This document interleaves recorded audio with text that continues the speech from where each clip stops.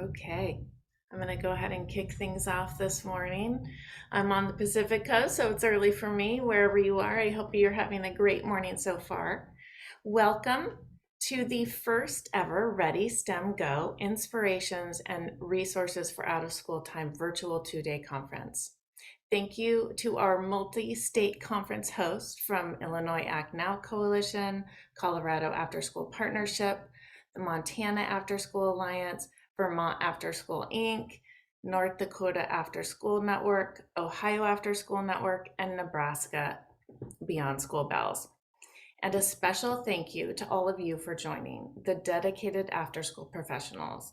The work you all do in out of school time spaces is so important, and we appreciate each of you. You give youth throughout the whole country a safe place to feel welcome, and you give them experiences to develop their life skills and see themselves in STEM. I'm Teresa Drew, the Deputy Director of STEM Next Opportunity Fund, and we are committed to making out-of-school STEM opportunities a reality for millions of young people to help them thrive in STEM and beyond. In September of 2020, STEM Next launched the Million Girls Moonshot, a transformative national collective impact effort to reimagine who can engineer, who can build, and who can invent. The Moonshot aims to engage 1 million girls with an engineering mindset over 5 years, ensuring a generation of female inventors and builders. The Moonshot leverages the out-of-school community through our after-school network partners, like our hosts, to create awareness about strategies that work, shift the practice and mindsets of adults and youth, and increase access to STEM opportunities. We know from research that STEM activities delivered in out-of-school time programs gets kids engaged and interested, builds their identity as a scientist or engineer, gives them ideas about possible careers, and helps them learn to persist in STEM experiences and courses. This is especially true for girls and youth of color. This means engaging youth throughout their school years with consistent, high-quality STEM programming, embedding an engineering mindset into STEM programs, creating pathways and transition points between opportunities, and fostering sustained involvement of families, mentors, and role models. We need to ensure that the young girl who is inspired in a summer camp in middle school transitions successfully to a club or an academic support program in high school, and that she has a mentor who looks like her to guide the way, and that her family and community are prepared to champion her efforts. Through the Million Girls Moonshot, we're working with a diverse group of national partners to make this a reality by equipping educators with free resources and content, professional development and training opportunities, and with access to national STEM experts. Over the next 2 days, we will be shining a spotlight on resources, strategies, and inspiration. The thoughtfully designed sessions will elevate resources available through the Million Girls Moonshot and other partners, unique STEM program models, and provide actionable steps from out-of-school time professionals to introduce high-quality curriculum options that challenge youth to problem solve with curiosity and creativity, increase equity in STEM programming, implement facilitation methods to promote an engineering mindset, and develop a positive STEM identity in youth. Whether you are part of a seasoned program that is already implementing STEM or you're looking to launch STEM learning, the Moonshot has something for you. Every program can be part of the solution to reach and engage more young people where they are, and connecting you with your state after school network can help you get there. I am going to turn it over to one of our hosts from the Vermont After School Network, Katie O'Shea. I want to welcome you all again to the conference. I hope you have a wonderful time and that you find the learning valuable and full of resources. Thank you, Teresa. That was awesome. Hello, everyone. We're so excited to have you joining us. So during the next 2 days, you'll have the opportunity to network with peers from across the country, engage with speakers committed to supporting others in designing enriching STEM activities beyond the classroom, and ignite excitement to help youth explore STEM and all the ways it can inspire and set their lives up for success. So thank you, Teresa. That was fantastic. So always feel free during the sessions to ask questions in the chat box, and then the speakers will do their best to get to those questions at the end. And our next speaker, our opening plenary, is Dr. Sheronda Witter, an out-of-school time partnerships fellow in the Office of the Secretary at the U.S. Department of Education. Previously, she served as the director of the North Carolina Center for Afterschool Programs, where she led North Carolina in creating a place where all youth have access to high-quality learning opportunities beyond the school day. Her passions in this field started as early as college, where Sheronda founded the Ladies of Distinction mentoring program for middle school girls. In her work now, she helps to drive and coordinate the department's Engage Every Student initiative, which is a bold new call to action to provide high-quality, out-of-school time learning opportunities for every child who wants to participate, which is amazing. Her session will be about partnerships and how they are key to succeeding in this field, which is a great way to start off our multi-state partnership conference. So welcome, Dr. Witter. We are so happy to have you join us. Thank you so much, Katie, and thank you so much, Teresa, for your welcome and opening. It is truly my pleasure to be here with all of you today. I am joining you from the East Coast, so I have, for some of you, 3 hours on you to my day, and I am on my first cup of coffee. So I hope that you have your coffee with you as well, especially if you're on the West Coast, which they say is the best coast, or if you're joining us somewhere else in the center of our nation. It is a pleasure to be here with all of you today. And with that, let's get started. So as Katie mentioned, my session today is called Partnerships Are Key. As she also mentioned, my role at the U.S. Department of Education is that I'm a STEM Next Fellow. So I have the pleasure of working with Ron and Teresa at STEM Next, as well as working with my colleagues at the U.S. Department of Education, where I am currently placed as a fellow. My particular role is the Out of School Time Partnerships Fellow. So hence my session on partnerships is definitely in line with my role on a day-to-day. And particularly with that role, I have the privilege of helping to coordinate and drive the secretary and the department's new Engage Every Student initiative. And so let's get into it. So we've started, and I've seen a couple of you in the chat saying good morning and hello, but I want to take some time for you to actually do introductions in the chat. And so I'd love for you to put your name, your organization, your state affiliation, as I know that we have 7 states represented today. And I also want you to tell us your why. Okay, so in the chat, your name, your organization affiliation, your state affiliation, and your why. And while you're doing that, I'm going to take the opportunity to tell you my why. So this beautiful young girl is my niece. Her name is Kiari. And no, she's not as little as she is in the picture anymore, but this is my favorite photo. Okay, so my niece Kiari, prior to COVID, was the most outgoing, bubbly child I have ever met. And I've worked with children since Katie mentioned in college, working with middle school students. And she was bubbly, outgoing, never met a stranger, just loved to try new things, et cetera, right? However, COVID happened. And in that transition, where we're from, which is South Carolina, of course, just like many of you in various regions of the nation, our students went to virtual school. And she was getting educated behind a screen. And somehow in those years that she was behind a screen, the bubbly personality, the bubbly child that we grew to love and know as her inner core and inner being shifted and changed drastically. And after COVID, she went to middle school as a 6th grader and became very introverted, had a lot of social anxiety. You know, even a simple trip to Walmart, she would be in the store shaking. And once she'd get back to the car, she'd be in tears. And so, you know, seeing that drastic shift in my niece, I recognize that there are Kiaris all across our nation, students that have been impacted by COVID in devastating ways, especially in regards to social and emotional, or their general overall well-being. We know that a lot of our students in our programs have lost loved ones due to the COVID virus, and we know the huge impact that it's had on them as children. And we also know the immense role and value of our out-of-school time programs. You know, in our programs, we know that students have the opportunity to engage with caring adults. They have opportunities to explore and learn new things. especially when we talk about STEM. You know, there's so much value that a Kiari or the many Kiaris can have in our programs. And so in my role, she is my why, because I know that she is not the only child that has been impacted in that way by the pandemic. And I know that we can do a lot in our programs to turn that around and to bring out the bubbly personality that she is and that our other students are. So she is my why. And thank you to those of you that are sharing your whys in the chat. I love to see it.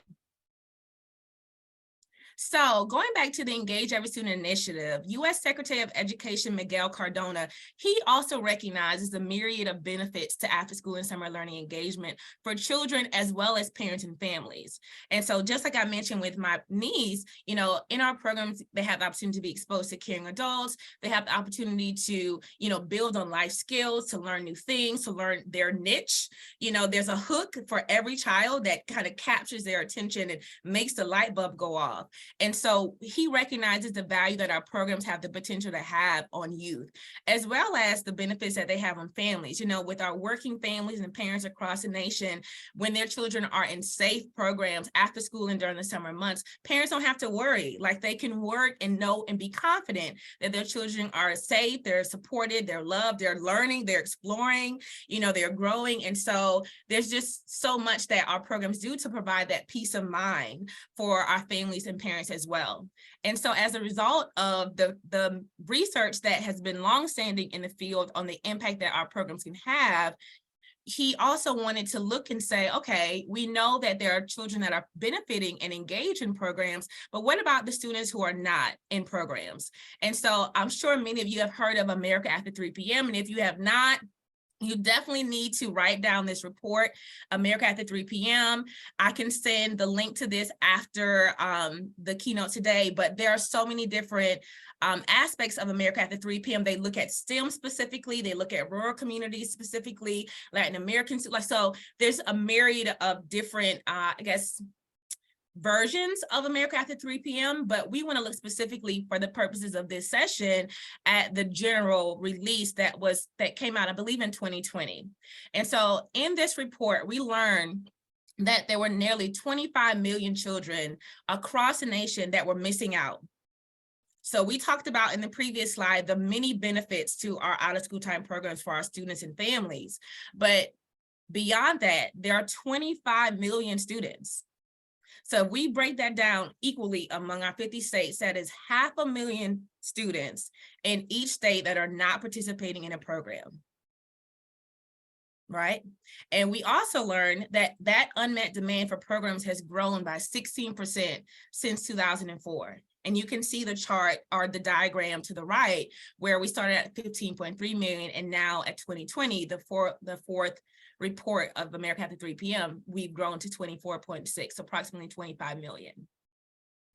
And so this is due to a range of different reasons. So maybe for certain communities, there's not a program available, which that definitely was the case in North Carolina for some of our more rural communities. There weren't programs available to students.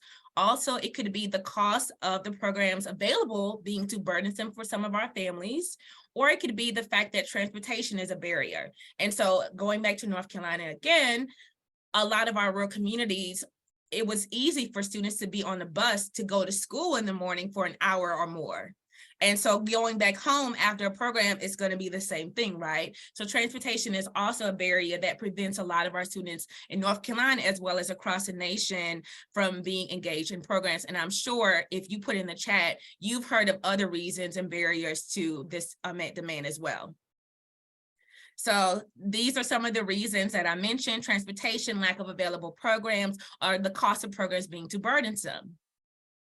So what does this equate to when we think about student to student? So for every child in an after school or summer learning program, there are approximately 3 waiting for an available program for the national average. So for every one, there are 3.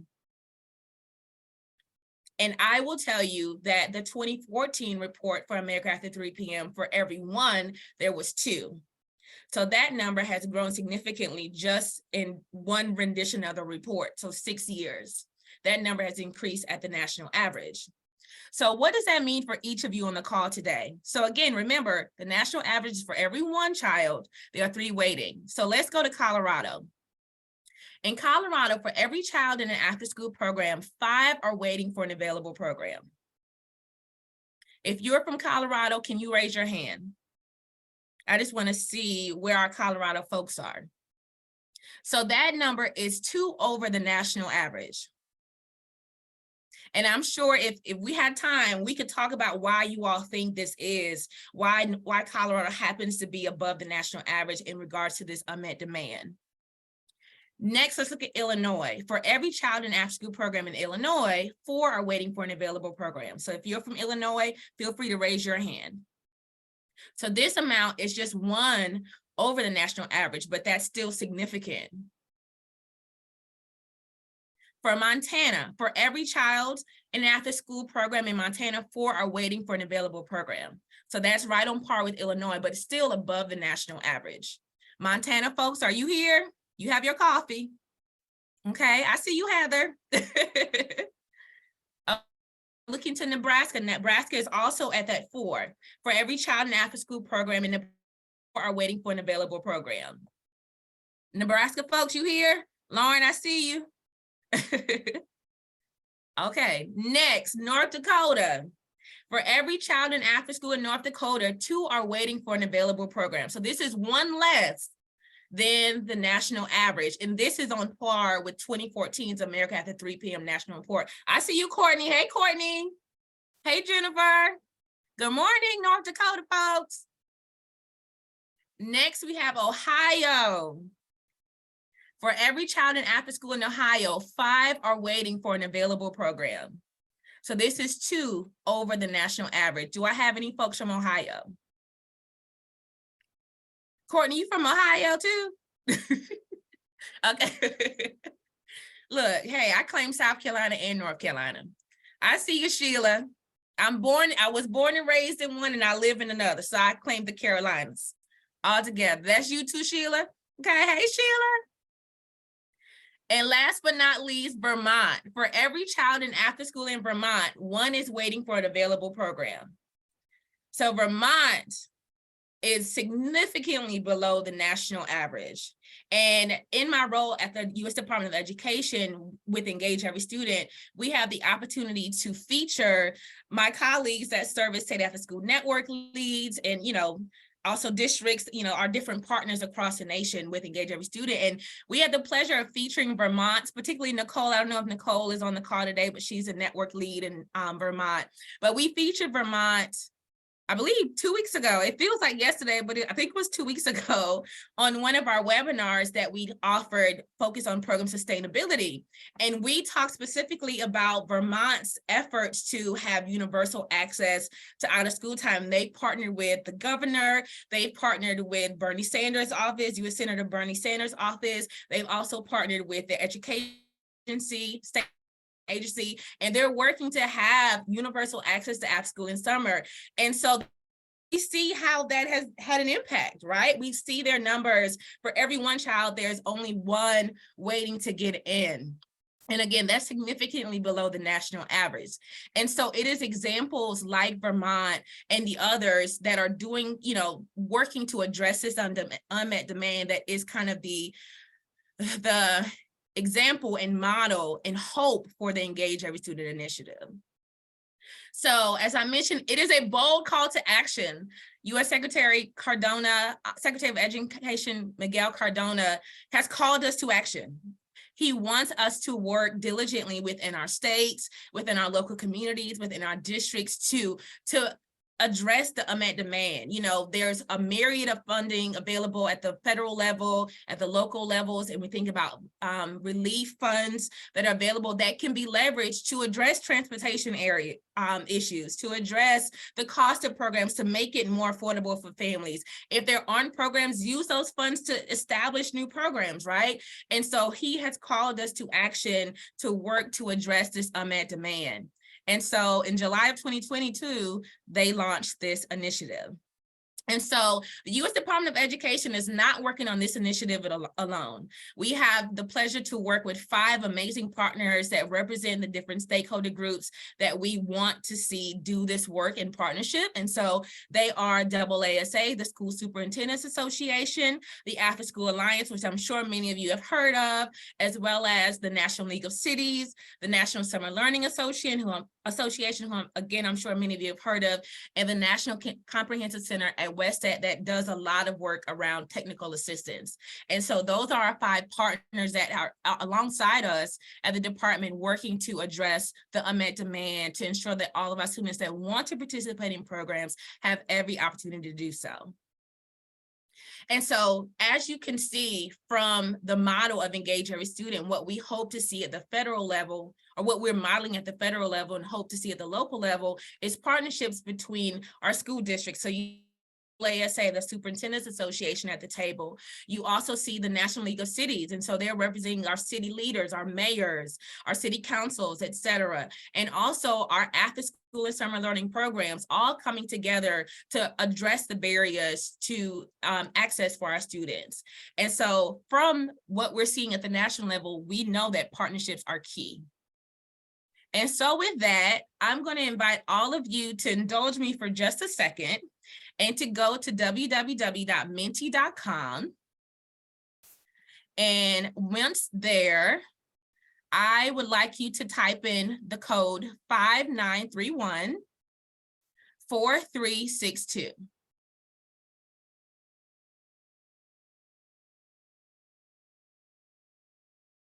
Okay, and on the screen, you will see this prompt.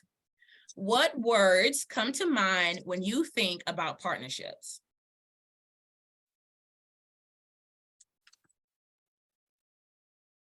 So again, www.menti.com, MENTI. Once there, enter the code 5931-4362. And I think you can enter up to 3 words. And just words, no phrases. I know we haven't had coffee yet, but just words. Don't write a paragraph. Okay. What words come to mind when you think about partnerships? And be honest.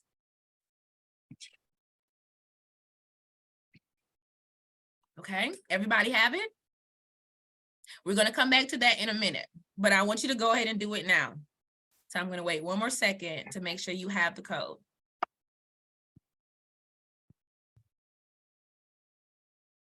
Okay, so with that, now I would like to have 10 of you that have had your coffee this morning. Okay, that is a prerequisite for this next activity. 10 of you that have had your coffee, or maybe you don't need coffee, maybe you had your tea or matcha, whatever it is, you are ready for the day. I want to invite 10 of you to come on camera with me, one at a time. So if you raise your hand, I'm just going to call you as I see you. And I'm going to ask you to do something with me. Okay, Amber, I see you. Amber's brave. Okay, Amber. So the prompt I have for you and my other volunteers is reflecting on your role. What are your top priorities? So Amber, I'm gonna give you a second to think about it. Reflecting on your role. So I'm gonna have you introduce yourself and say, once I call you, I'm gonna have you introduce yourself, say your name and your organization, and then tell us what are one of your top priorities. Okay? All right, Amber. Are you talking about like with partnerships? Hi. Are you talking about with partnerships? Or are you talking about like just no, your day-to-day, your role within your organization, one of your top priorities within that role? Your day-to-day. So what is one of your top priorities within your role? Okay. Yeah.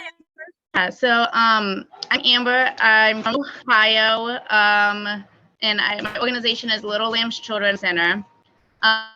One of my top priorities, this is actually a new role for me this year, and it is revamping our aftercare or out of school time to be able to help the kids more with STEM education and also give them more tutoring and access to some place for them to go after school instead of just getting dropped off at the library or whatever. Okay, so I'm going to sum it up and say one of your top priorities, and tell me if this is right, is tutoring the students and providing the opportunity for them to engage in STEM in a structured, formalized way instead of just doing something else. Does that sum it up? Yes, that sums it up. Okay, so on the screen, you should see that I'm going to name I'm going to name that, okay? So on the screen, we have your priority, okay? All right, number 2. I see Deandra at the top. Deandra, what is one of your priorities?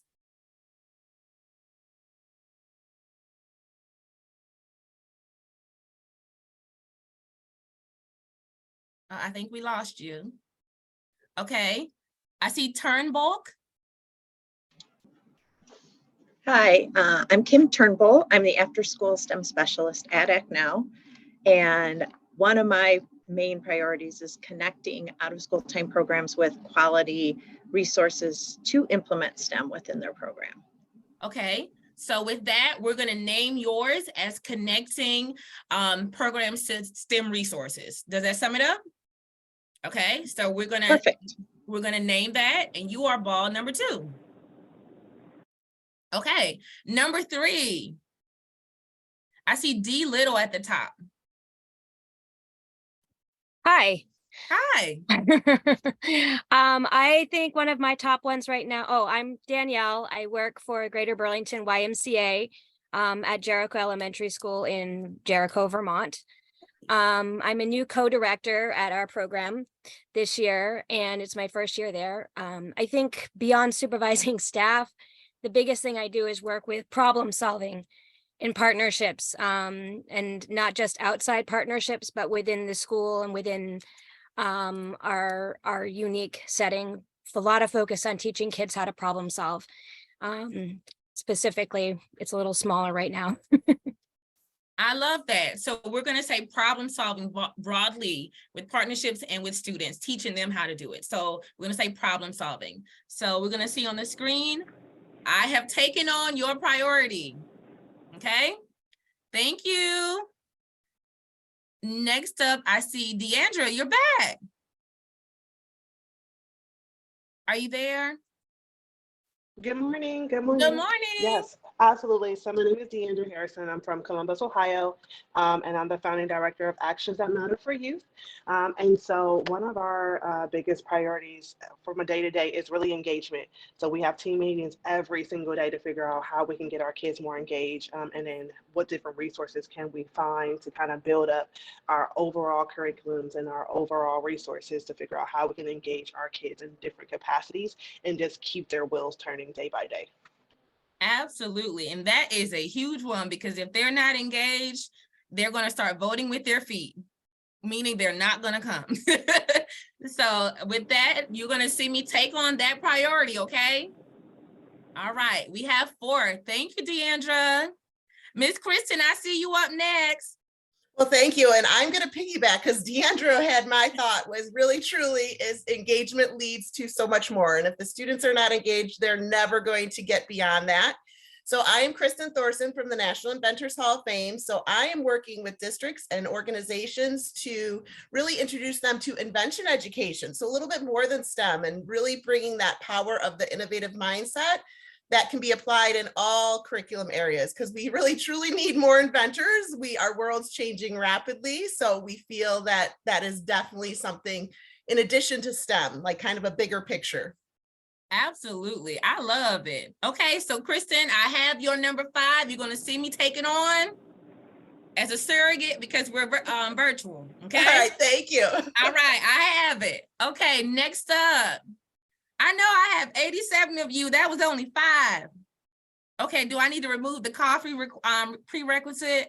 Okay, Allie, I see you. Oh, I think we lost. Okay. Hey, Allie, you have to unmute. Okay.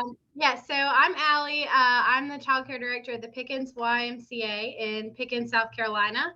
I was born in North Carolina, so I got all excited about the Carolinas. So one of my biggest priorities is to provide experiences for kids that they can't get just anywhere. So things that they can't do at home, maybe can't do in the classroom. So providing a unique opportunity. I love that. And hey, Pickens. I was like, is there more than one Pickens in the nation? Because I know Pickens, South Carolina. So you just made my day. I love it. Hey, Allie. Okay, so I'm going to take that on. So creating unique experience for students. Does that sum it up, you think? Okay, so you're going to see me take it on. And my motto to the side is my cousin. She helped me with this. Okay, Miss Sheila, I see you up next. What is your top priority? Woo, OHIO.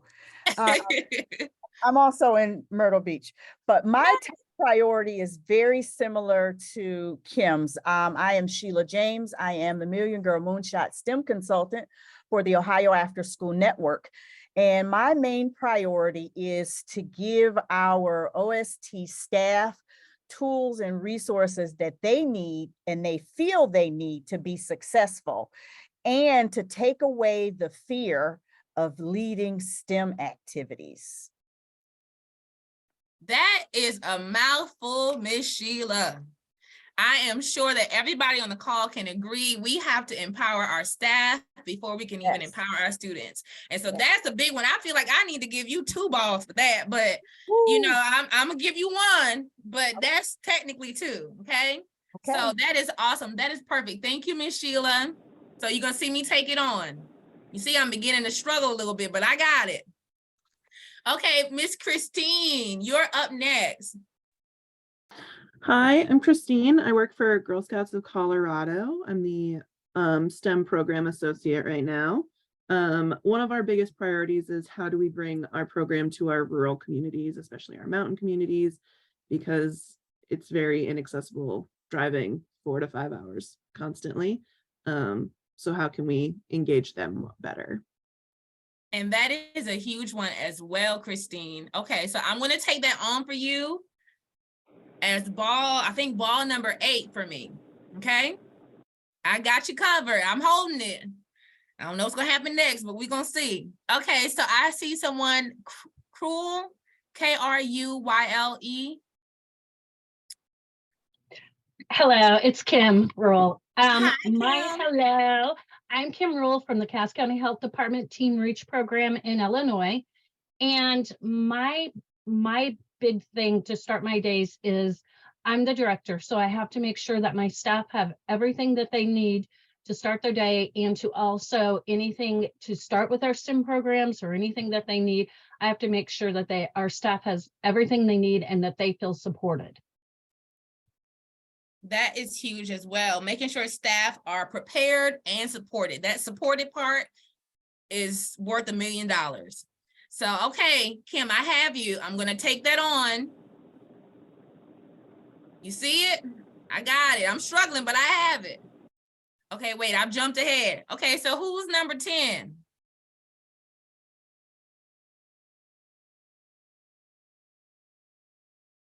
Okay, Rachel, I can see you even though you didn't raise your hand. So we can do this from the network, the Staff School Network's perspective. So what is the top priority for the network?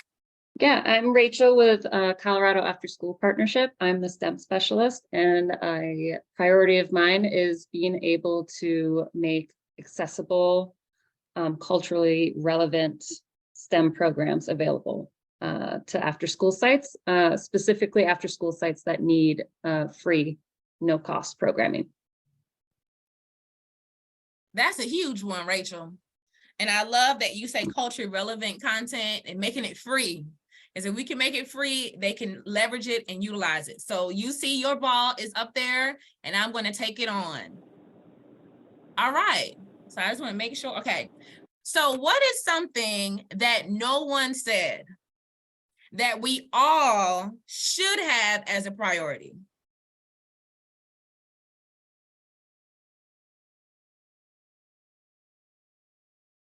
Okay, I see you. I see a hand raised. Go ahead. What do you think it is? I think it has to be the youth in the programs. Well, we kind of touched on the youth. I think the first one said creating opportunities for them to have STEM experiences, creating unique experiences, engaging them. So I think we've touched on the youth, but good call though. What have we not said? No matter what our role is, this should be a top priority. Kim, I see you again. Taking care of ourselves. Yes, Kim. I wish I could give you a Starbucks gift card. But Kim, yes. In Spanish, sí. In Italian, sí. Okay? Like self-care is critically important. It doesn't matter your role at the state, local, national, federal, it doesn't matter. Like our self-care is critically important to the work, because if we don't have that as a priority, all of the other things that we're juggling are going to fall. We have to make sure that our self-care, that's first, but then the self-care of our staff, the self-care of our students, everyone that we engage with, those things come secondary to our own self-care, because, you can't pour from an empty cup. And if you're trying to juggle all these other things, you're going to fail. I'm just going to say, you're going to fail. You have to make sure you prioritize yourself. And I am telling you that as someone who believes in self-care wholeheartedly. I love a good massage. I just got back from Puerto Rico literally on Sunday because I had to get away so that I could pour into myself to be able to pour into you all, right? And so self-care is critically important. It doesn't have to be travel. It doesn't have to be massages. It could be just reading a good book, or, going to the movies by yourself, going to dinner by yourself, just relaxing. I don't know, taking a walk, going for a run, getting on your Peloton if you have a Peloton. I don't know. Like, you have to make sure that you are pouring into yourself and taking that time to de-stress, especially when you're working with students, because our students, we take on them. The things they're struggling with, the things they're navigating. My niece, that hurt me. Like, it hurt me to see her change and transition and be impacted so drastically by the pandemic. And so I'm sorry to take a moment to pause here, but I want to make sure you hear me say that self-care is critically important. And so I'm going to go ahead and take that on for all of you, our self-care. Okay, so just like in our roles, and thank you to everyone who unmuted and engaged me for that activity. We're not done yet, but thank you. Just like in our day-to-day roles, we have all of these responsibilities, and I asked the 10 of you to tell me your top priority, but you and I both know that is just one of the many things that you have to do on a daily basis, a day-to-day basis. And that is your professional world. You have family, you have friends, like you have to pay the bills, you have to put gas in the car, you have to cook dinner. Like, there's so many priorities and responsibilities that we're consistently juggling and navigating. And so you see that I have your 10 as well as self-care for all of us. Now, the challenge is to juggle those, because we can't just hold them. We got to get them in motion. We got to put some action behind them. Now, do you all think that I can juggle these 10 balls plus the one for self-care? Now, I've had a half a cup of coffee, but I don't believe in myself with my ability to juggle these balls. I just don't. But let's see. Let's see if I can. I'm going to try to juggle.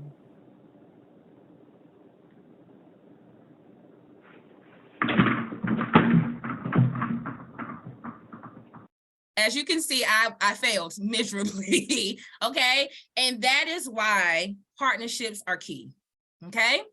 So with that, let us stop sharing this.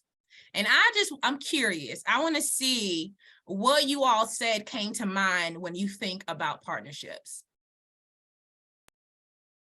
So this is the word cloud that we were able to create. So the word that is coming to mind for most of you is collaboration. I love that. That's a really good word. Community, communication, teamwork. I see strength popping out. Trust. We're going to come back to that. Relationship, support, mutually beneficial, engagement, equal. What are some of the other big ones? Supportive, sharing, help. Yes, we need help. And that's what partnerships can do. Accountability, that is huge in partnerships. Compassion, resources, also huge. Anybody want to mute and tell me which word is popping out for you?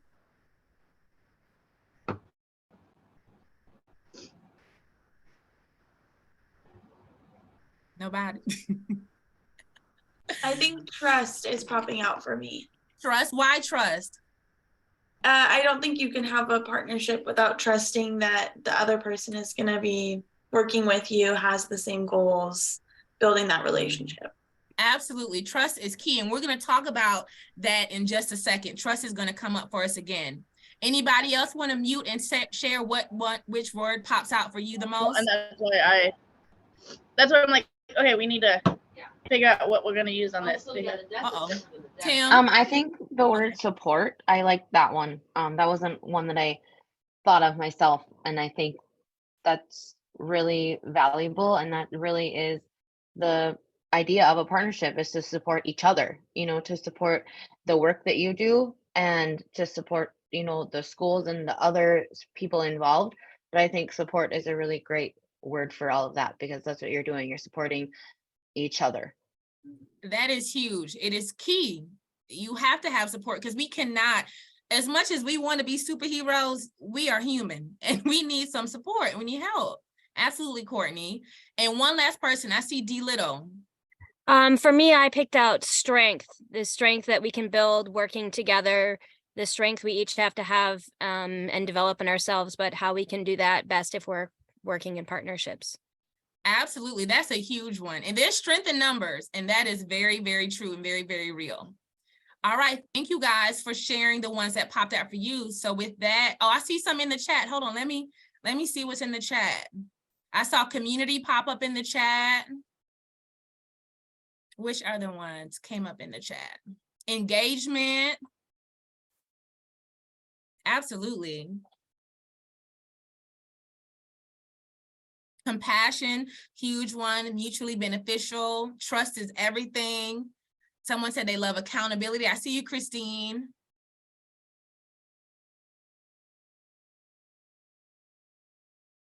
Yes, and Megan, so I see your comment. I have done this session before in person, and we aren't able to do it in person, because we're virtual. But the next part that I would do after, someone had all the balls is I would try to get them to juggle like I did on the video. But then, with that, we have to realize the value that partnerships can have. And so I would invite folks to come up to help the individual with some of the priorities that they had. So you guys talked about, identifying STEM resources. So maybe there's a partner in your community or, someone in the audience that is good at identifying STEM resources. And so they can take that ball for you and they can juggle it and keep it in the air and keep it going in partnership with you. Maybe there's someone who's really good with the engagement piece for our students and they can help you think of unique strategies. And so they can take that ball for you. Maybe there's someone who is really good with staff management and making sure that staff feel supported and are prepared for the day and the work that they have to do to engage students. And so maybe there's someone who is like really good at that, and they can help you take a couple of those balls related to staff and help you juggle them and keep them in the air. We can't do that part, but that's another part of that analogy that, you can kind of take and think about, it's not on you as much, again, as we want to be strong and superheroes. You cannot juggle 10 things. You need help, you need support. And so that's where partners come in. Do not take it upon yourself to do everything. You have to seek out people who have experience and expertise in the different, priorities or, aspects of your work and partner with them. That's why we're here today. But the one ball you cannot give to a partner is this one. And remember, this is the self-care ball. This is yours.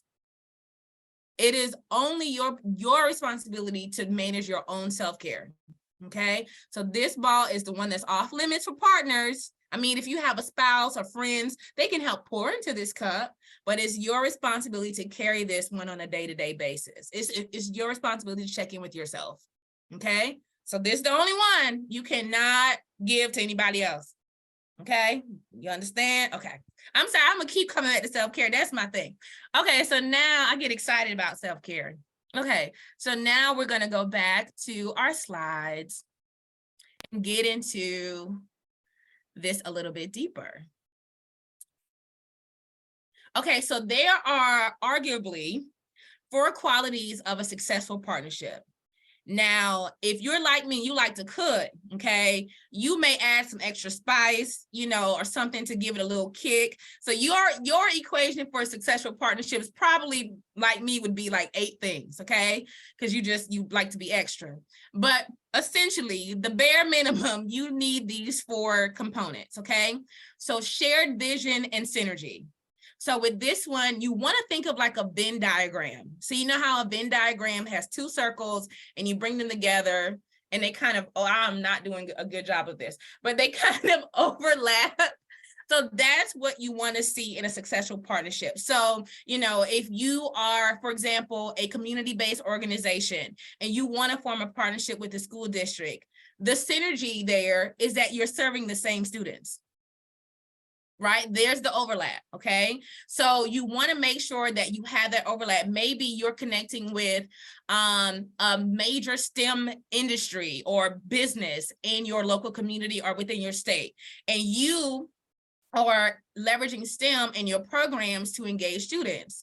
So, you know, you want in your program the students to learn about STEM careers. You want them to see themselves in STEM careers.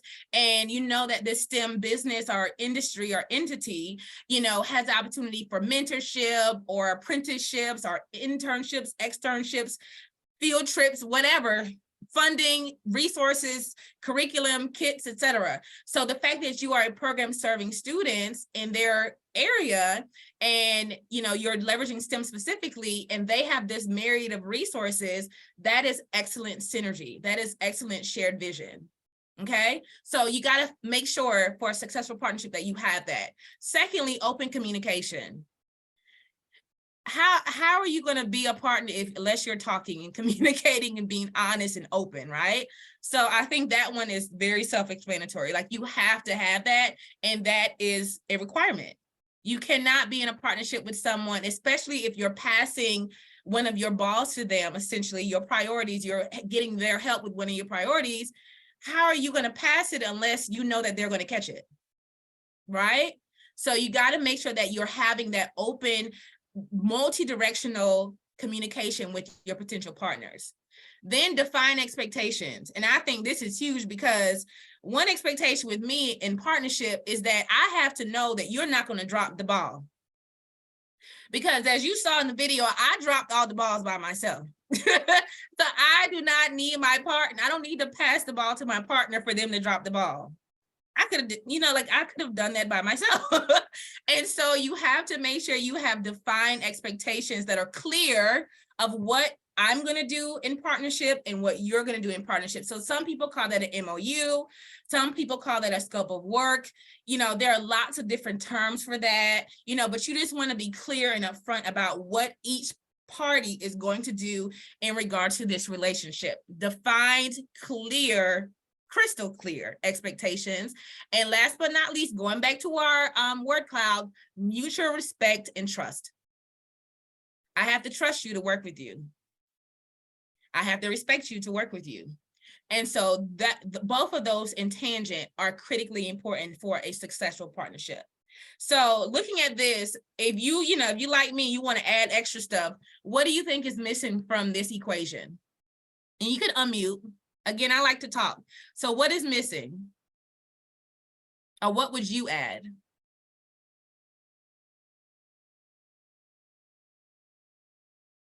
Y'all are not shy. Y'all are out of school time people. We like to talk. Okay, what is missing? You think this sums it up? This is Rachel. I would say mutual benefits as well, just so that you can retain that partnership. That's huge as well. And I actually think that should have been up here. Absolutely. Mutually beneficial relationships, for sure. What else?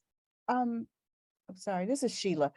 I'm going to go out on a limb and say maybe a little bit of youth voice, the youth opinion Yes. I think that's an excellent one. And I didn't mention this, but with Engage Every Student, we're doing webinars, and our webinar next week is on youth voice and choice. And so youth voice is critically important in any relationship, especially within our particular roles that we have here today. And as I said before, if we don't ask youth what they want, they're going to vote with their feet. They're not going to come, especially the older they get. That's critical. Absolutely. And one more, anything missing? I'm going to add, this is Kim. Okay. I'm going to add capacity, to make sure you have the right capacity to fulfill your obligations in the partnership. That is huge. So that kind of goes in line with the defined expectations and the mutual respect, and more so trust. Like, can you handle the ball that I'm passing to you? So that's huge, Kim. Absolutely. Okay, so again, you can add many things to this, which would be, you know, your bare minimums for partnerships that you want to create, but you want to make sure that you have these things in place and you have this understanding with your potential partners. So, you know, I would like to argue that partnership is like a relationship, okay? There is a continuum with partnerships. And so on the screen, you can see this continuum that, you know, researchers put out there. You may agree or disagree, but, you know, I just believe you cannot have a strong partner overnight. If you have figured out how to meet somebody today, exchange business cards, and then tomorrow y'all are this amazing partner overnight, please let me go off camera and you come and teach this, because I want to learn from you how to do that. But in my experience, partnerships is a continuum that starts slow, and then you build trust over time, and then you have this long-standing partnership that has stood the test of time, where you're engaging in many different ways, many touch points throughout the course of a year. And so here's the continuum. So the first is connecting. So this is basically like taking me to Starbucks. Okay, so this is, maybe you're at a networking event and you're exchanged business cards, and you're just kind of, you know, well, tell me about your organization. Oh, we do such and such. So that's that initial engagement. Okay, so with that, you have some vision to potentially work together. You're beginning to see the synergy, you know, so the Venn diagram, you're beginning to see that you're sharing a bit of information, but you don't have any commitment. Okay, it's just, you know, you have your resources, I have mine. So that's low intensity. Then we gradually get to something like cooperating. So this is when you may have some involvement in regards to effort, but it's still low commitment, little to no structure, no joint decision making, but there's increasing consensus, and resources are still separate, and there's minimal risk. So, you know, this can look like, you know, hey, we're throwing a Saturday bonanza. I don't even know if people still have bonanzas. And, you know, hey, come out and check it out and see blah, blah, blah.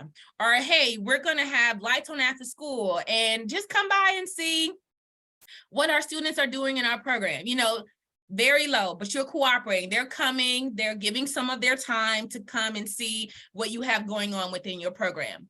Then you get into coordinating. So they came to Lights on After School at your program or at the state level, or they like what they saw. So now they want to maybe get, you know, connected with you and coordinate a little bit. So this is a specific commitment to effort. There's a formal relationship and there are roles, and you have collective planning of joint effort, this medium commitment, so medium intensity. Okay, so there's some structure here. So now they've come to Lights On. They know that your students are really invested and they love STEM. They have some resources, or they have something that they can provide. And so now they want to have an exchange, if you will, and provide you with, you know, this, and maybe they can come and visit your program, or maybe you and your students can take a field trip to come see them. So there's a little bit of coordination that's happening. So, you know, it's an increased risk here, okay? So this is when you're getting into the partnership, but this is still a very early in the partnership relationship. And then after that, you love each other. Like you want to continue working together. You want to get more invested. Maybe now they're making a financial contribution, because in out of school time, we love money, okay? We need it to do the work that we need to do, right? We need to engage students. So if you're going to help us purchase robotics or robots or rockets or, what have you. This is awesome. You have the ability to provide funding to help us do the work. You're going to let us come to visit you guys.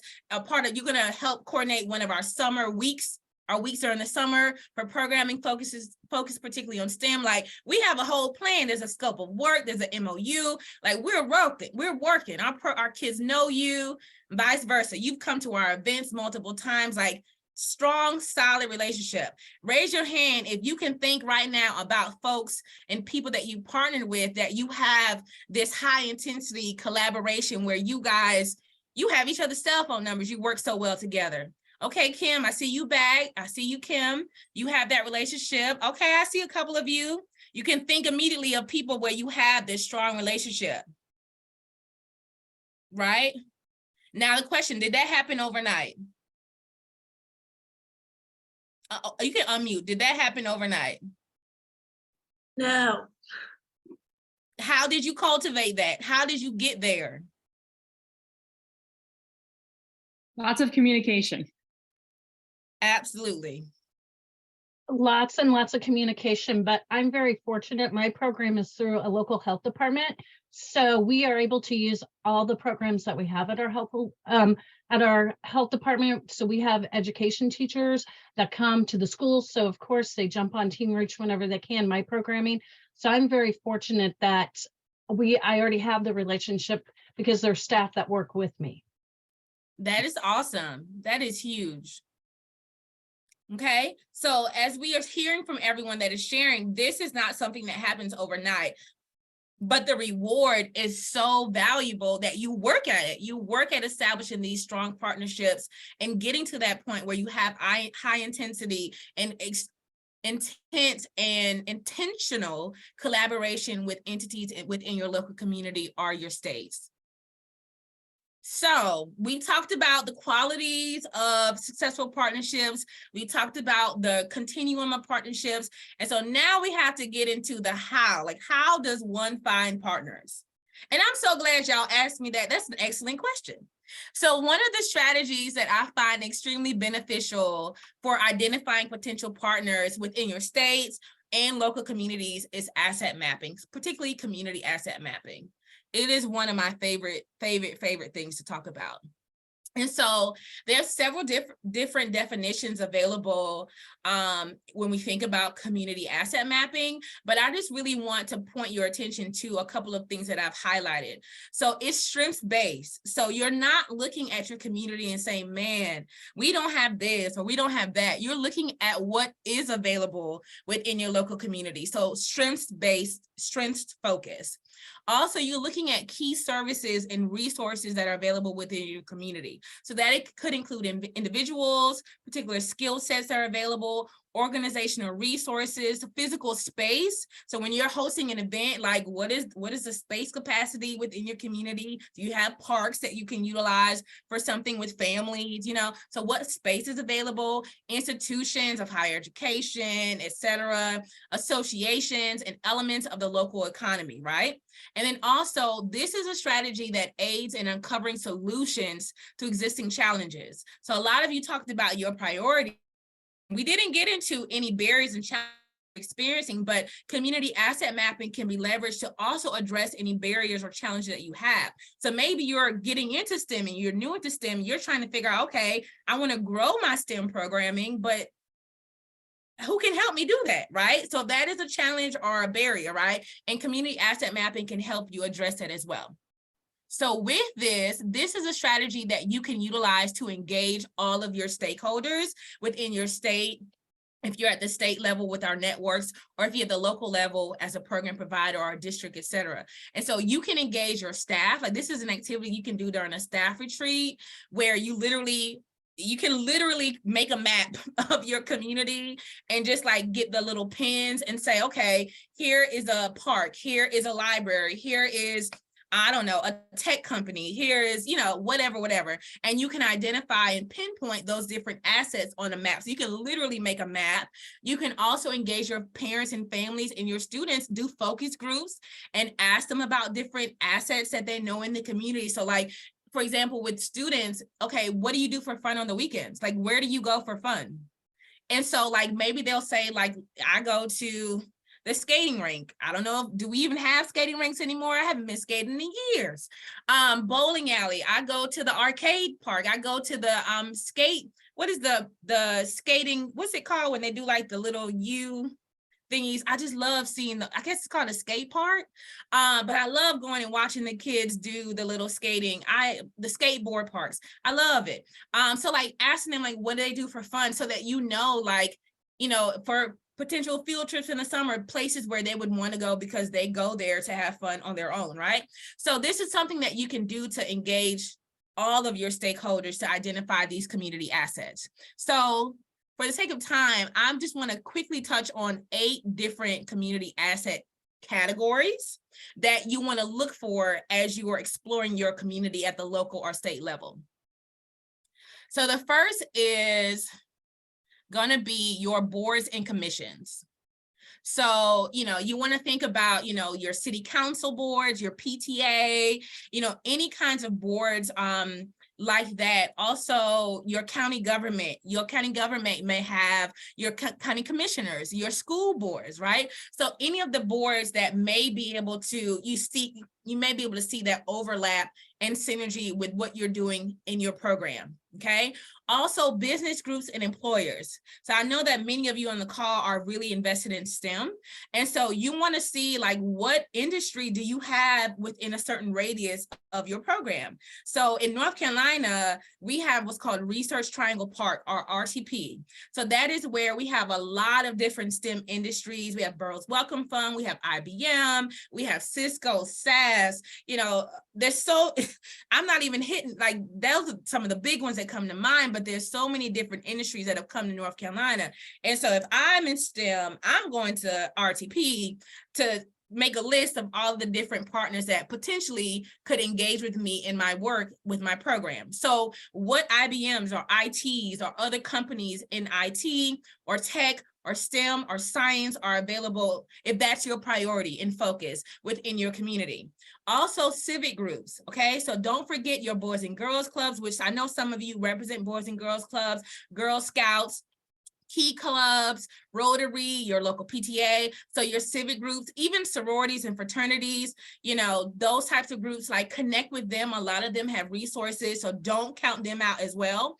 Also, educational institutions. So, all of us serve K-12 youth, but where do those K-12 youth go after graduating? They either go to college or career, or they go to college, then career, right? So you want to connect with your community colleges. You want to connect with your universities and colleges within your community. A lot of times they have majors in STEM. Do they have opportunities to connect with your students currently? Can they start talking to your students now to kind of tell them about the different majors available to them and the types of careers they can get with those majors? So that's a huge potential partner that you can engage as well. The next 4 are your faith-based entities. So in the South, and I had a couple of friends from the South, there's a church on every corner in South Carolina and in North Carolina. So I don't know about, our states representing Colorado, North Dakota, Vermont, etc., but faith-based communities could potentially be a partner with you.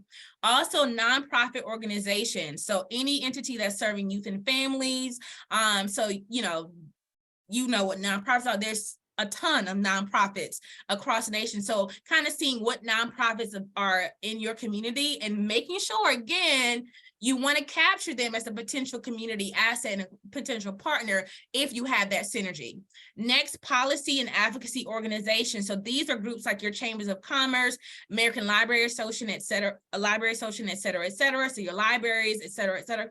And then last but not least, your public sector agencies. So things like your local police and fire departments, national parks, public libraries, and public transportation entities. So are any of you engaged in partnerships with any of these community assets currently? So any of the 8 categories that I mentioned, and raise your hand. Any of them as potential partners. Okay, Kim. Lauren, I see you. Okay, Kendra, I don't think I've heard from you, Kendra. Who are you engaged with in your community? So I am the local 4-H program coordinator. We are a part of Extension, so University of Illinois, and we have ties with the educational institutions. We do a lot of work with the schools in our county.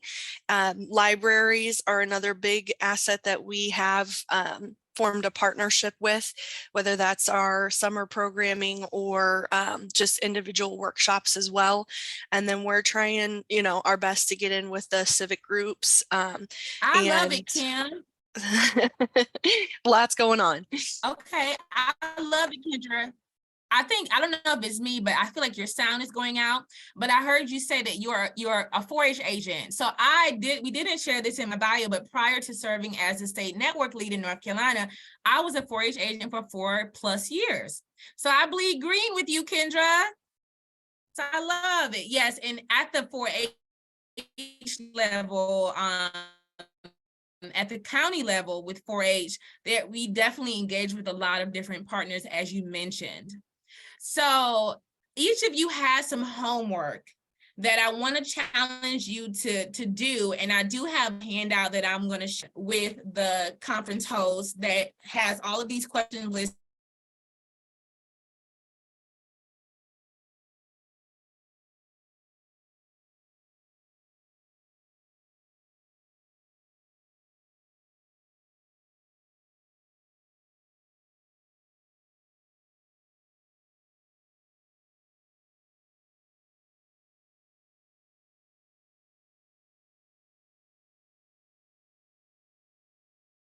Little technical difficulty at Fierce, but we'll be back, hopefully.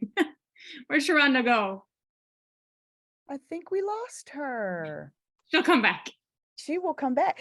But well, while she's gone, I will throw in, if you're in a rural community, also think about those, I call them hidden partners, people who are there, who help support your community. They might not be a large organization. It might be the small Meat Packers Association. It could be the person who processes wild game, from hunting. It could be a lot of different smaller partners that are there who you might not think would be a great partner, but they are a big part of your community and can also help.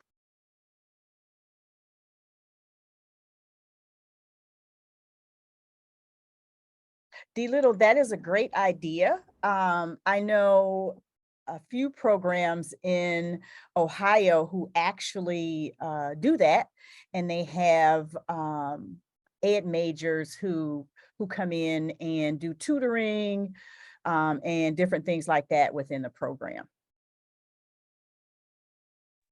Yay, she's back. I'm back. Am I back? You're back. You're back. Technology. This is why we work so hard with STEM. Because of technology. Okay, so I'm just gonna go ahead and quickly finish out. So a couple of questions that you have for your homework. What community assets within your state or local community exist? So you want to take some time to really explore what is available within your local community with your programs, with your staff, with your students, etc. Also, in what ways can you engage the individuals, entities, and organizations that you have identified as community assets within your state or local community? And synergy, again, with your top priorities. So that is homework assignment number 2. And then last but not least, tying it back into engage every student. How can new partnerships with your identified community assets result in increased access to high quality out of school time learning opportunities for every child who wants to participate within your local community or within your state? And of course, ultimately for Secretary Cardona and his vision across the nation. And so with that, I've come to the end. I want to invite you, if you've not joined us as a part of the Engage Every Student Initiative, to join us by becoming an ally or by making a pledge to work toward after school and summer for all. And you can do that on our website, www.engageeverystudent.org. And we also are an exhibitor for the conference. And so you can go to our exhibit table and see the link as well and go through that to join. We'd love to have you join us. And if you are leveraging ARP ESSER funds or philanthropic dollars to expand access and to really address the unmet demand in your state. As I highlighted at the beginning of our meeting today, we want to hear about it. And so the National League of Cities and the Afterschool Alliance has a map where they're tracking investments. And so if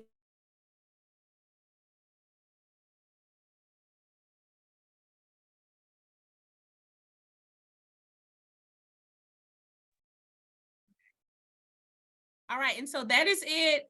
Any questions? Hi, Dr. Witter. You went silent for a moment when you were telling us how to continue to engage, that last sentence. Yes, so on our website, and I'll just bring it, I don't know if it's my sharing or what that is making it go away. But this is our website, www.engageeverystudent.org. So that is where you can go, and there's a tab that says join us. And so you can join us in one of two ways, by becoming an ally or by making a pledge.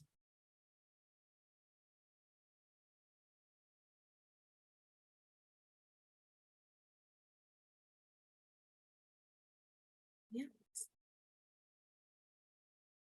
Any other questions?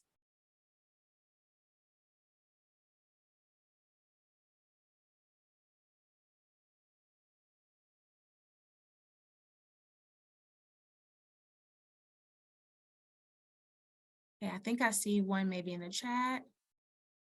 Oh, thank you, Kim. It was a pleasure. You were amazing. Thank you for unmuting and sharing with us. There's a few hands raised, but I'm not sure if they Okay. have questions or if their hands are just up. Sure. Yeah. Yes, if you have a question, I see Wesley at the top. I didn't have my hand raised. I raised it for one of the questions you had, and sorry about that. I'll take it down. No worries. Okay, Brishandra. I hate mispronouncing names, so please tell me if I mispronounced it. But do you have a question?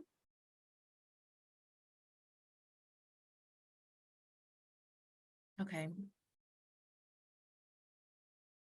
Okay.